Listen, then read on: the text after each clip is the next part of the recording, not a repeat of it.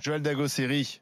Oui, je partage la position de Jérôme. Et voilà, encore minoritaire. Oui, parce que... Mais tu aimes être minoritaire. Ouais. Tu t'es placé Il d'ailleurs. fallait que je choisisse entre vous deux. Bien sûr, je vois que tu as Je choisi. devais choisir entre Tout vous ça deux. sera noté Alors, dans ton Gilles livre. William. Pour ceux qui nous écoutent et qui ne nous regardent pas, et Gilles William, il est tout seul dans son Tout coin. seul, oui. Face au docteur Marty et à Joël Dagosseri. Oui. Non, je partage plutôt la position de Jérôme pour deux raisons. La première, c'est que je rejoins le fait que ce soit une élue et que j'ai la faiblesse de penser quand même que la parole d'un élu a une certaine influence. Alors je dis pas qu'on est obligé de croire et d'avaler toutes les paroles d'un élu, mais quand elle s'inscrit dans un certain courant de pensée qui est en ce moment un peu l'anti-vaccin, eh ben ça m'inquiète assez.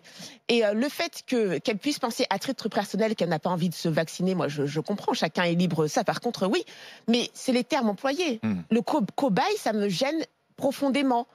Cobaye, ça veut dire que le vaccin est arrivé sur le marché et qu'il n'a pas été testé en amont et qu'en fait nous on servirait les premiers qui iraient se faire vacciner seraient totalement en danger Et qu'il y aura un risque, et qu'on les observerait, on verrait alors est-ce qu'ils vont mourir ou pas, qu'est-ce qu'ils vont développer comme symptômes ou comme. Donc c'est un propos assez anti-vaccin en fait. Je trouve que c'est le terme employé. Vraiment, ça laisse penser encore que les vaccins ne sont pas assez testés et qu'ils sont dangereux. Sincèrement, Je pense que les vaccins, c'est pas tellement à titre personnel, c'est aussi pour protéger la population, parce que sinon, si on regarde chacun notre... Si on regarde chacun notre... Pardon. Si on regardait chacun notre cas en disant moi ça va, c'est pas la peine. Aussi pour les autres. À ce moment-là, la population serait pas totalement vaccinée contre d'autres maladies. Donc je sais pas si c'est une très bonne façon, de penser. Joël, par rapport à ce que dit Marie-Paul et les enfants. Oui, mais Marie-Paul, elle a raison. Mais la chose qui revient, c'est le timing. C'est le fait de dire je ne me ferai pas vacciner si un vaccin ne veut rien dire. Moi, je comprends l'argument de Samia Ghali. Si on parle de timing et de dire si le vaccin sort demain, oui, on a peut-être des raisons de s'inquiéter. S'il sort en 2022, on va peut-être penser qu'il a eu le temps d'être testé. On n'en aura plus besoin. Donc, oui, mais peut-être, tu sais pas, les épidémies reviennent, on n'en sait rien. Mais ce que je veux dire, c'est peut-être une question de timing.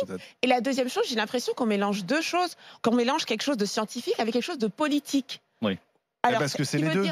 Regarde, on le voit bien tous les jours. Non, parce que moi, j'ose espérer que c'est pas Monsieur Macron et son gouvernement qui composent ce vaccin. Non, d'accord, mais la décision de le rendre obligatoire ou pas, ça sera une décision politique, Joël. Oui, je suis d'accord. Mais ce que je veux dire, quand on a décidé que 11 vaccins devaient être obligatoires en France pour les enfants, c'est uniquement une décision politique. Ce que je veux dire, c'est que l'efficacité du vaccin en lui-même ne repose pas sur tel ou tel gouvernement. Par contre, ce qui repose sur le gouvernement, c'est la confiance. Je suis pas sûre que si on allait dans un autre pays où le gouvernement a géré la crise de manière très efficace, je sais pas moi, l'Allemagne, est-ce que eux qu'il y a sont autant de totalement méfiance anti-vaccin. Tu vois ce que je veux dire, c'est ça.